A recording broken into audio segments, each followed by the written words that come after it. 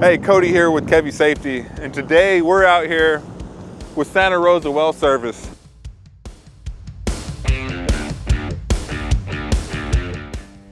Okay, so just to give you a bit of history, just south of Austin, Texas, near the small town of Buda, a drilling rig from Santa Rosa Well Service has been hard at work for the last 40 to 50 days. Founded by Casey and Joey, this company brings years of experience to the demanding world of water well drilling. Water well drilling has a deep history in Texas, dating back to the early settlers who relied on hand-dug wells. Today, with modern rigs and technology, groundwater remains the lifeblood of the state. In fact, nearly 60% of Texas water supply comes from the underground aquifers. And you might be wondering why. So unlike lakes and rivers, which are vulnerable to drought and contamination, groundwater provides a more stable and reliable source for homes, farms, and cities. And as you can see, the work doesn't stop just because the weather gets bad. So Santa Rosa, we offer a couple of services. We service wells and we do drilling pretty much all over Texas. So as far as scale goes, is this one of y'all's bigger drilling rigs? Yeah, this is our biggest rig. Okay. Okay, so I'm guessing this is your control room where... Yeah, it's what we call the doghouse. The guys change and we keep miscellaneous parts and stuff in here. The pace on, and we can see that screen on our phones and our iPads from anywhere. And so we kind of know what's going on. The guys give us updates. Right now the bit depth is at 1709. We can see the pump, the standpipe pressure, how many strokes a minute the pumps are doing, the torque on bit, the bit hours. It has all kinds of stuff in there. You can get in there and the guys, when they have an issue or they change tasks, they get in there and they put that they're tripping pipe and what the reason is for, so we can know what we encountered on the next hole and be more efficient. Let's go down and we'll look at this other stuff and we'll come back up. All right, sounds good.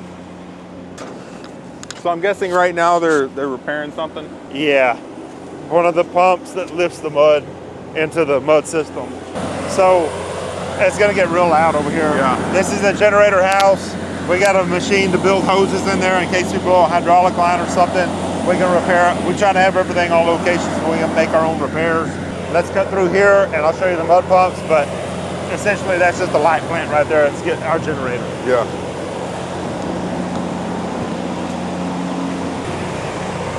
These are the mud pumps. We run both of them. They're sucking out of this line out of the drilling bit here. So they're pulling out of this big hose and they take that mud and they send it through this line here up the top of the rig and down the drill pipe through the bit, and it brings all of our cuttings back up to the top of the surface, and it goes to that flow line into there, and then this mud system cleans it all up. Okay. And that's just our reserve out there for all the cuttings, pretty much all the waste to go into.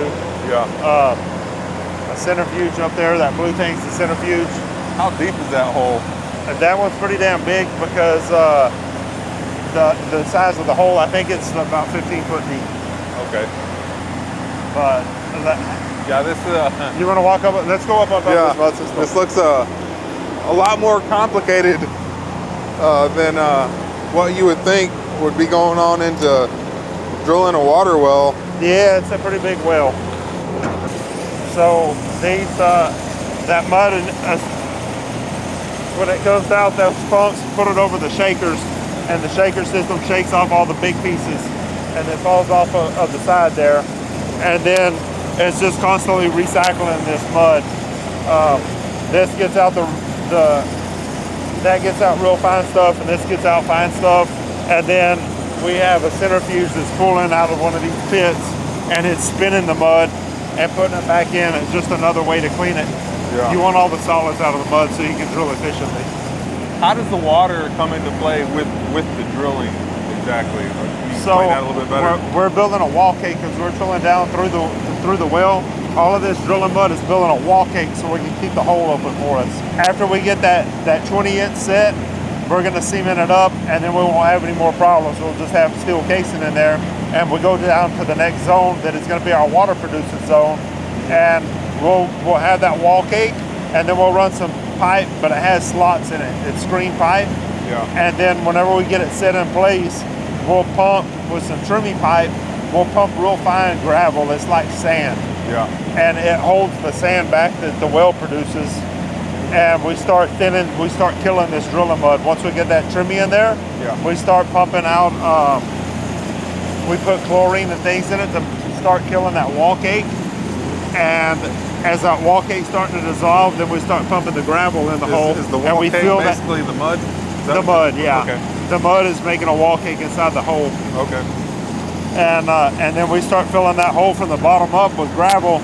We'll pump through that trimming pipe, and every time it stops pumping, we'll pull a joint out, and then pump another 30 feet, and you bring it all the way up past those screens, and then the development process comes into play. We go in with swabs and swab the hole, and you're putting in stuff to kill all the mud in the hole, so you can get it to start flowing water in. So how long is the overall process to drill a well and have it completed? This is a pretty big hole. We would like to say they take 45 days, but there's always some things that happen and some problems. We'll probably be on this one about 60 days. As far as the drilling rig, earlier you said that this is the biggest one that you have. Yeah. So I guess you have smaller ones for we have some smaller smaller jobs. ones, and so the way you rate a drilling rig is by how much the pullback power on it. And this one will pull 250,000 pounds.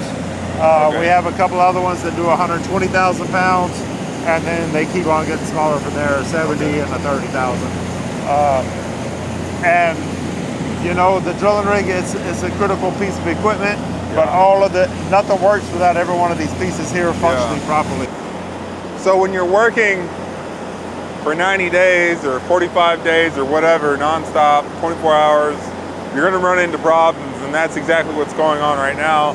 So you can tell that there's no workers up there right now, and that's because they're dealing with electrical problems. They're all doing different things to try to get up and running. These guys have to be kind of a jack of all trades. They gotta be able to work electrical stuff, mechanical, when it comes to water, so then you're gonna need to know how to work some pipes. They're checking the mud qualities right now. He's gonna dip it in there and get some of the mud and check the qualities of it. As far as the quality goes, what exactly are you looking for? The viscosity, the water loss, and the mud weight. And the mud weight, we like to keep it about a 9 or less, and that's because the cleaning system is cleaning all the mud. Okay. I'm guessing it's constantly changing, so you're having to monitor it every so often. What's that? It's constantly changing, so you're having to monitor it? It just depends on what the formation is. It can do different things to it. Yeah. Drill through different types of water, and it'll change some things up. So you got the driller, you got your pit man, you got a motor man, and then you got the roughneck. Yeah. And the pit man, he's on top of here, and he's watching all of this stuff, making sure the mud is in order all the time.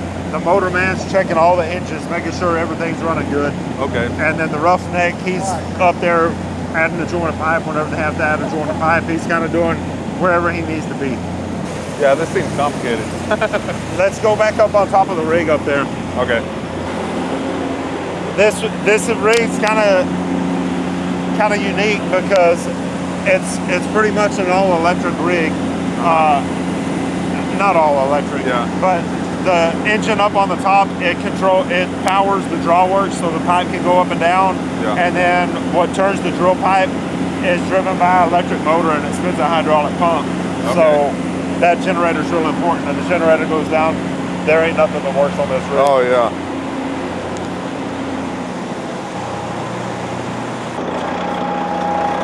So the same thing is in there. He sees this computer screen, and he can put in what it wants, like torque limits, all of it. He can control everything, so you can't twist the drill pipe off by drilling too hard or fast. Yeah. And then all of these are all of us controlled. So as far as drilling is you know, you always hear in the oil field all the horror stories, from the types of injuries to just, you know, bad things happening. Do y'all kind of go through some of the same stuff out here? Absolutely, yeah. I mean, everything they do, it's very dangerous. Yeah. Our safety man's out here always, you know, talking to the guys, the tool pushers out here. all the time. The tool pusher lives in the trailer house right there. They typically work 10 days on, 10 days off. Yeah. And I'm sure if you've lived in Texas long enough, then you know someone that's worked in the oil field or on a drilling rig or something, and you know someone that has died or been really... I cut a finger off when I was 4.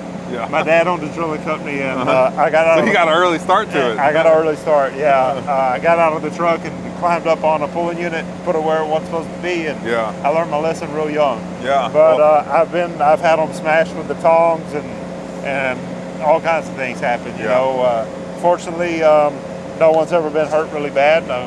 But you got to stay on top of the guys all the time and be very careful. So I'm guessing you got guys that got to climb up there. They have to go up there and grease the sheaves, and sometimes there's an issue with the top drive. They have to go up there with a harness and go and do some shit. Yeah.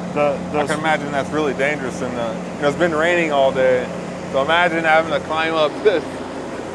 I'm guessing that, they got the safety 3 harness. points of contact. That's what the safety man always says. Yeah, everything's slippery, everything's muddy. So we're having a little bit of trouble right now with our mud. If you can see it down there, it's kind of foamy.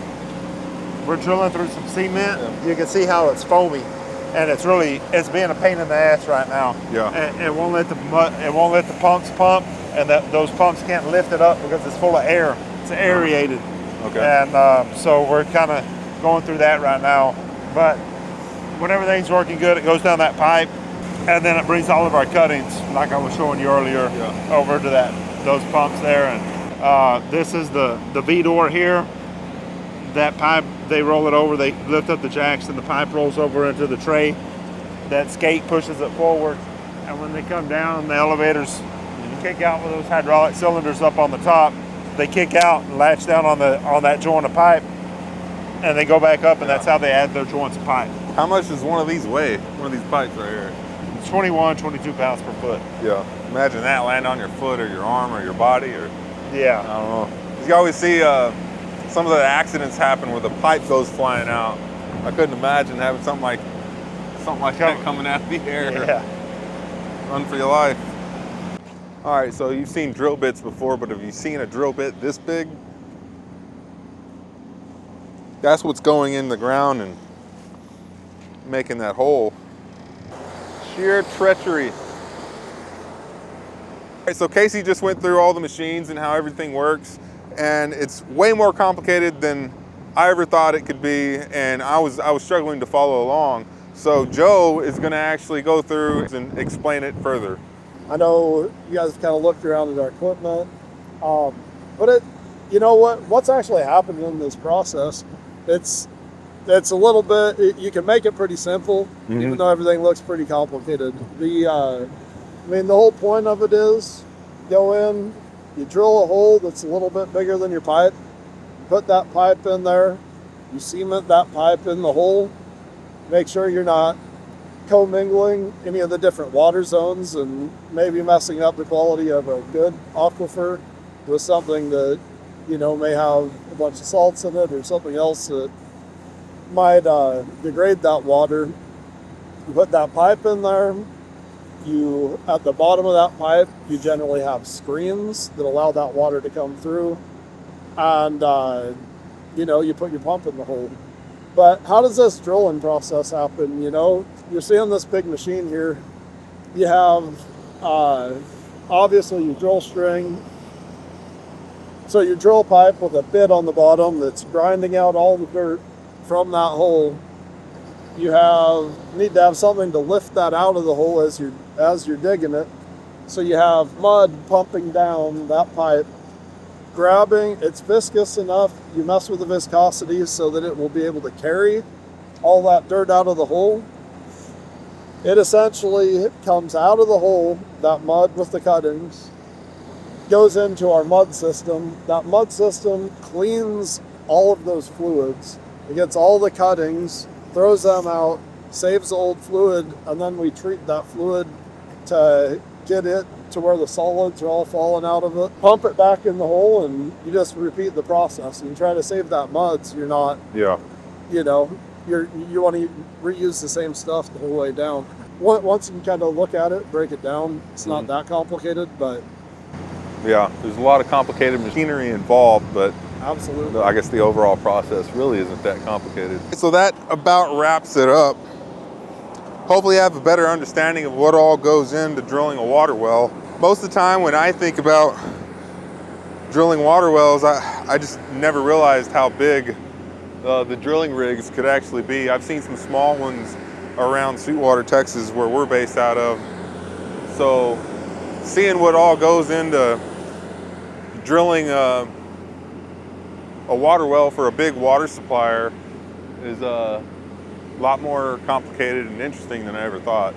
Hopefully this gives you the big picture of not only how complicated this can be and how tough the job can be, but how important it is to making the world move. You know, you can't survive without water, and so these guys from Santa Rosa Well Service are making it happen.